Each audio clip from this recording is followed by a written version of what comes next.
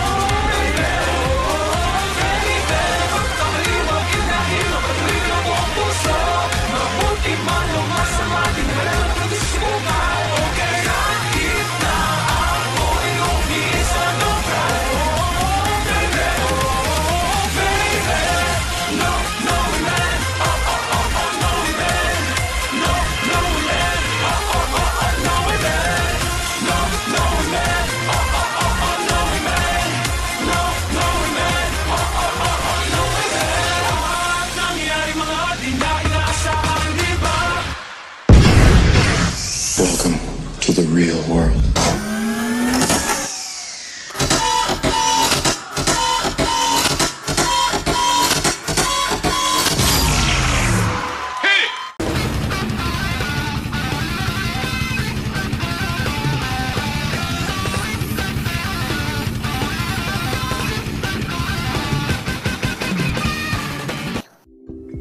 Mahirap tanggihan ang masarap na lasa ng tsokolate. Sa Amerika, 8 sa bawat 10 adults ay kumakain ng chocolate. Ang sarap kasi! Lumitaw ang first modern chocolate bar noong 1847 dahil kay Joseph Fry. Hindi ito tumutubo sa halaman, kundi ginagawa sa mga factory. Ang cocoa beans na main ingredient sa tsokolate ay mula sa bunga ng punong kakao. Ang kakao ay Espanyol para sa coco, kaya parehong ginagamit ang mga salitang ito sa mundo ng tsokolate. 70% ng cocoa beans sa buong mundo ay galing sa West Africa. Pwedeng magbunga ang isang puno ng 2,500 beans sa isang taon, pero kailangan ng 400 beans para makagawa ng 1 kalahating kilong tsokolate. Ang opisyal na pangalan ng puno ng cocoa bean ay Theobroma cacao. Translation, pagkain ng Diyos. Kaya pala masarap. I believe!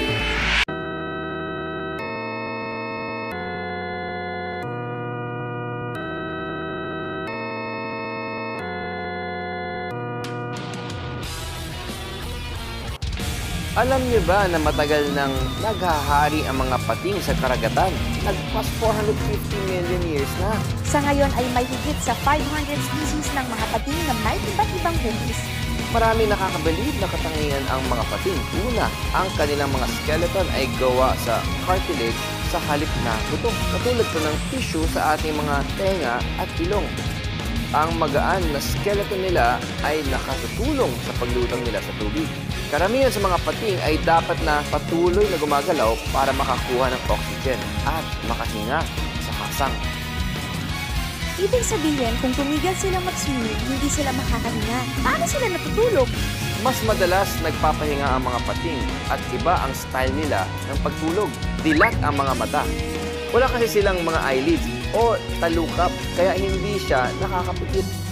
Dagdag pa sa malakas na pang-amoy ay ang matalas na paningin nila. Ayon sa pag-aaral, 10 times na mas matalas ang mga mata nila kumpara sa tao. Kaya nilang makita ang prey nila sa kahit anong kondisyon. hindi pa sapat yan para maging apex predator sa dagat. Meron din silang sixth sense. May kakayahan silang maramdaman ang electric field ng mga buhay na hayop. Pinakamalaking pating sa dagat ay ang great white na may sukat na hanggang 20 feet at 2.2 tons.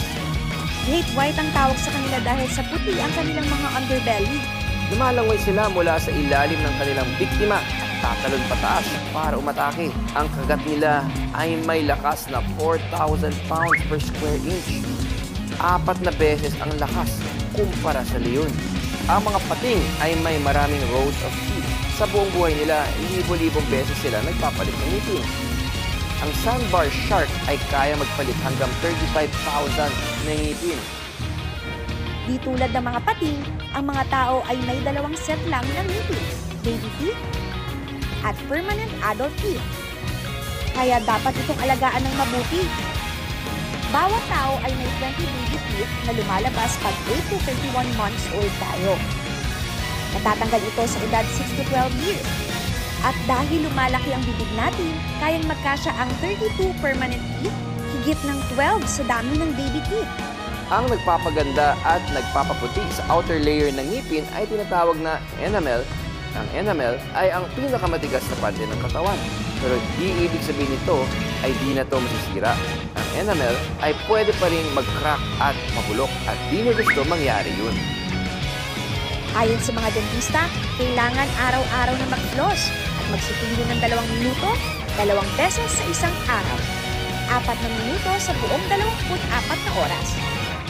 Pero karamihan ay 48 seconds lang kung magsipilyo sa isang araw. Tignan natin kung gaano mo kakilala ang mga ngipin mo. True or false? Ang mga ngipin ay parang fingerprints. Ito ay unique sa bawat tao. Ano sa tingin nyo ang sagot?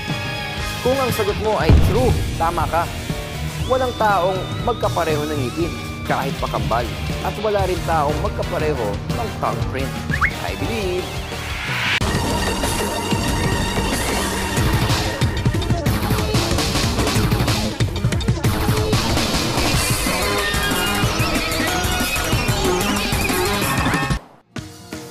Alam mo ba kung paano nag-charge ang phone mo?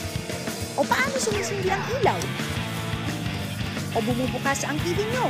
Dahil ordinary na para sa atin ang mga ito, hindi na natin napapansin ang extraordinary science sa likod ng gamit nating appliances at gadgets. Salungat sa iniisip ng marami, hindi si Benjamin Franklin ang nag-imbento ng kuryente dahil matagal nang meron ito sa kalikasan. Ang kidlat ay natural electricity na nabuo kapag ang mga electron ay tumalon sa pagitan ng mga ulap at lupa. Pinatunayan ni Franklin na ang kidlat ay kuryente sa kanyang sikat na kite experiment. Siya ang unang gumamit ng mga terminong positive at negative charge. Kahit di nila ito inimbento, sila Franklin at Thomas Edison ay tumulong para magamit ang power ng kuryente sa ating bahay. Tinayo ni Thomas Edison ang unang planta ng kuryente noong 1882 sa New York City. Nagbigay ito ng kuryente sa 85 buildings. Ang mga power plant ngayon ay nagbibigay na ng kuryente sa libu-libong bahay sa pamamagitan ng mga power line na nakalatag sa ilalim at taas ng lupa. Ang electricity ay dumadaloy ng 90% na speed of light o 186,000 miles per second. Kaya napakabilis ng pag-on ng mga bagay na pinapatakbo nito. Trivia timer! True or false? Hindi gumagamit ng kuryente ang mga appliances kapag naka-off. Ibig sabihin ng off ay walang kuryente, di ba? Hindi rin. Kapag naka-off ang mga appliances at electronics, pero naka-plug pa rin, gumagamit ito ng idle electricity. Kaya ang sagot ay false. 32% ng konsumo sa kuryente ng isang bahay ay mula sa hydropower. Isang paraan para makatipid at mabawasan ang singil sa kuryente ay i-unplug ang mga appliances at electronics kapag hindi ginagamit. I believe!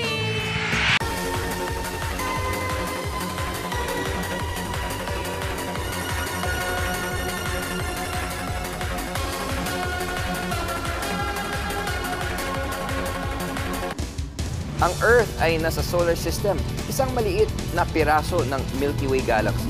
At ang universe naman ay binubuo ng bilyon-bilyong galaxies. Wow, wow, wow! Kahit pa ang pinakamalaking supercomputer ay hindi kayang sukatin ang laki ng lumalawak na universe at lahat ng nasa loob nito. Nasa 13.6 billion years old na ang Milky Way galaxy at may kabuuang sukat na approximately 120,000 light years. Parang ganito lang, mula 1970, ang Apollo 13 ay may hawak ng record para sa pinakamalayong narating ng tao mula sa Earth. Ito ay umikot sila sa parte ng buwan ng 248,655 miles. Di pa nga natin nararating ang dulo ng ating solar system. Ano pa kaya ang dulo ng ating galaxy? Napakaraming lugar sa universe na unexplored pa. Ano ba ito? Pwede ito magkaroon ng 100 hanggang 400 bilyong bituin at hanggang 100 bilyong planeta. Sa gitna ng Milky Way ay may napakalaking black hole na tinatawag na Sagittarius A. At ito ay tuloy-tuloy na humigop dahil sa gravity nito at kasing laki ng 4 na milyong araw. Maraming galaxy ang invisible pa rin sa atin. Kung titingala ka sa gabi, sa bandang madilim na bahagi, may makikita kang kumpol ng liwanag na parang gatas. Ang parang gatas na to ay binubuo ng milyon-milyong bituin na nagsasama-sama. Kaya to tinawag na Milky Way. Tulad ng lahat ng bagay sa universe, ang Milky Way ay patuloy na gumagalaw in fast motion sa bilis na 515,000 miles per hour. Malawak din ang ating galaxy, isang umiikot na kumpol ng space, matter at planets. Marami pang dapat matuklasan, kaya talagang mapapaisip ka sa tuwing titingin ka sa mga bituin. It's trivia time! Noong 2004, inuro ng Hubble Telescope ang isang maliit na patch sa langit. Sa loob ng 12 days, ilang galaxy ang nakita nila? A. 2,000 B. 5,000 or C. 10,000. Anong sagot nyo? Kung ang hula nyo ay C. 10,000 galaxies, naiintindihan nyo na kung gaano kalaki ang kalawakan. Sa larawang ito, tinatansya na may humigit kumulang 1 bilyong galaxies. I believe.